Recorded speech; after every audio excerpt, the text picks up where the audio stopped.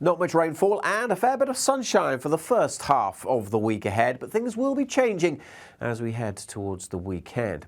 The bigger picture shows a battle between high pressure to the east, low pressure to the west. The high will win, trickling down towards the UK. Plenty of isobars on the chart though, so the easterly breeze will be picking up. And then these weather fronts approach from the east, mixing things up during Thursday and Friday. If we rewind the clock and take a look at the temperatures, we are going to see them dropping off through this week. Monday saw the first 20 Celsius of the year across northwest Scotland, but things will be cooling down somewhat.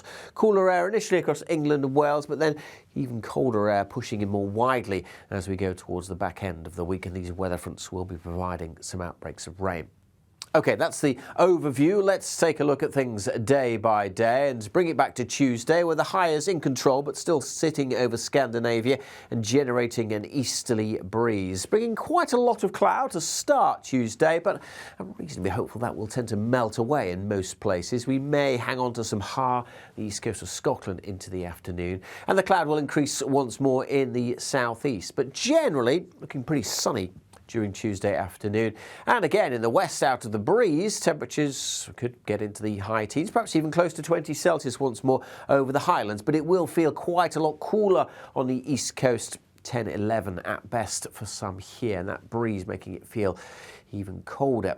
That easterly breeze will strengthen further as the high starts to push down towards us, the isobars squeezing together. So the easterly wind strengthening during Tuesday and Wednesday. So again, bringing a pretty chilly feel through the day on the east coast. At the same time, we'll see more cloud in the southwest on Wednesday, with some showers likely here and there, tending to be very hit and miss, so not everywhere seeing them, but even the odd heavy one is possible on Wednesday in that southwestern corner. Otherwise, again, most places dry, a fair bit of cloud at times over the Midlands, Wales and southeast England, but for many it will be another sunny day. But again, with that contrast between east and west, and the east coast 10 or 11 for some. Further west, perhaps not quite as warm as Tuesday, but still in northwest Scotland we could get to 16, 17, maybe even 18 Celsius. The high by Thursday is drifting close to the Northern Isles, and still the isobars in place, so still that easterly wind will be quite noticeable, still bringing a bit of a chill to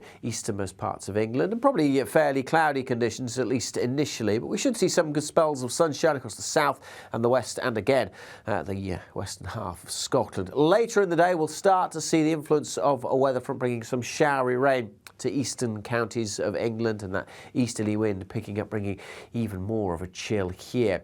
Now, by the time we get to Friday, we're going to have this slow-moving weather front moving in across parts of England and Wales. Now, exactly where that sits could create quite a wet day. Some uncertainty at this stage, as you'd expect, 4 or 5 days away. It could be a little further north, it could be a little further south. But if it sits across parts of southern Scotland, northern England, it could turn into a pretty soggy day, some showery rain, possible too for Wales and Northern Ireland.